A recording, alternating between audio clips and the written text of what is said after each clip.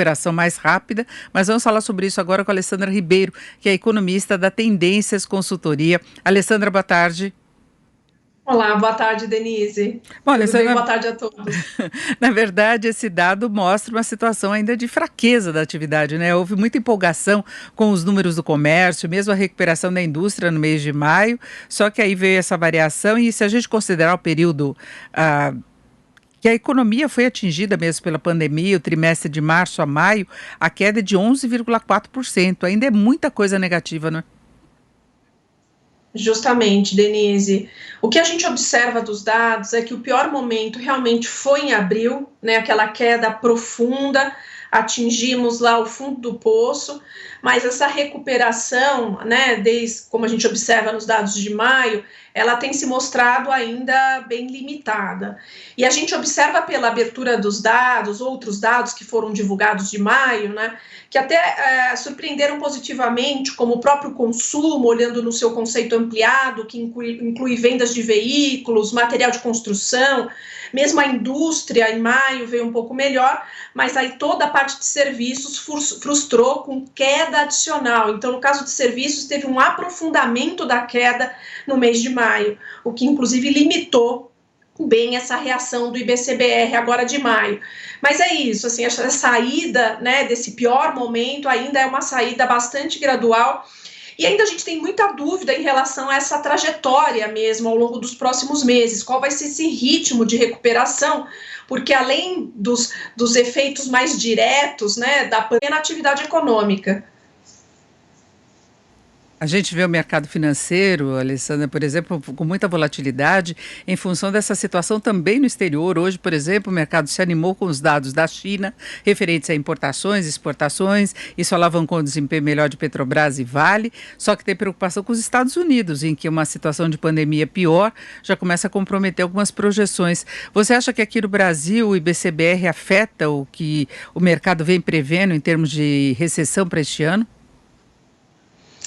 Então, Denise, ainda eu acho muito prematuro a gente pensar em alguma reavaliação, alguma grande mudança nas projeções de mercado. Na verdade, inclusive, até à luz dos dados divulgados da indústria e do comércio, nós vimos pela pesquisa Focus até uma melhora relativa das projeções para o ano, né, com uma queda, inclusive, menor do PIB agora em 6,10%, né, 6,1%. Então, o mercado até se mostrou um pouco mais animado. Mas essas limitações, como foram mostradas pela pesquisa PMS de serviços, agora a própria frustração com o IBCBR, eu acho que isso deve conter principalmente esse movimento de melhora que a gente viu na última semana. Acho que todos devem aguardar para novas movimentações. A Tendências também está nessa linha, nós estamos um pouco mais pessimistas que o mercado para esse ano, estamos mantendo a nossa projeção de queda do PIB de 7,3%, diante dessas incertezas todas em relação ao ritmo e ao próprio quadro de saúde mesmo, como eu coloquei, que a gente já observa algumas localidades voltando atrás e freando seus planos de flexibilização, né, o que tem impacto direto para a atividade econômica. A gente vê projeções piores, por exemplo, em relação a organismos internacionais. O Banco Mundial prevendo uma queda do PIB de 8% aqui no Brasil, o Fundo Monetário Internacional de 9,1%, muito atrelado também à condição de controle da pandemia, mas temos projeções piores que essa do mercado na média.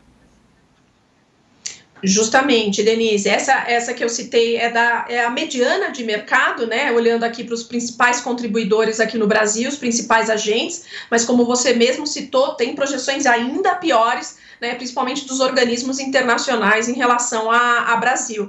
Mas a gente já observou até instituições relevantes no mercado brasileiro fazendo revisões mais positivas para o PIB, positivas no sentido de uma queda menor ao longo dessas últimas semanas. Mas, sinceramente, acho que a pesquisa de serviços e o IBCBR acho que vão brecar esses movimentos mais otimistas de revisão ao longo ainda das próximas semanas. Acompanhar os próximos indicadores, principalmente os mais recentes, na virada do semestre, não é? Para ver o quanto que se teve de recuperação, que não é apenas aquela recuperação inercial, porque a economia começa a funcionar, não é? Justamente, Denise, a gente tem um primeiro movimento de recuperação, que é aquilo, você cai dramaticamente, inclusive com o fechamento das atividades, né?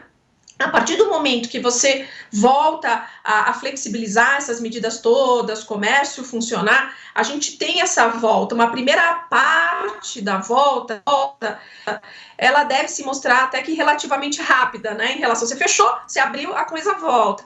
A nossa dúvida maior, inclusive na tendências, é com relação a esse segundo momento, porque uma vez que você volta, ok, voltou à atividade, mas a gente sabe que tem efeitos mais permanentes da pandemia, e hoje saíram dados aí bastante complicados em termos de número de falência de empresas.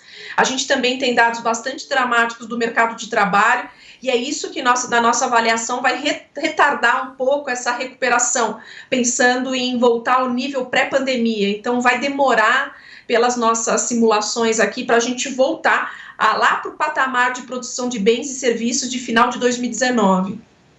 Conversamos com a Alessandra Ribeiro, que é economista da Tendências Consultoria. Alessandra, muito obrigada, uma boa tarde. Obrigada, Denise, boa tarde. E agora mais um rápido intervalo, daqui a pouquinho muito mais informação para você no Jornal Jovem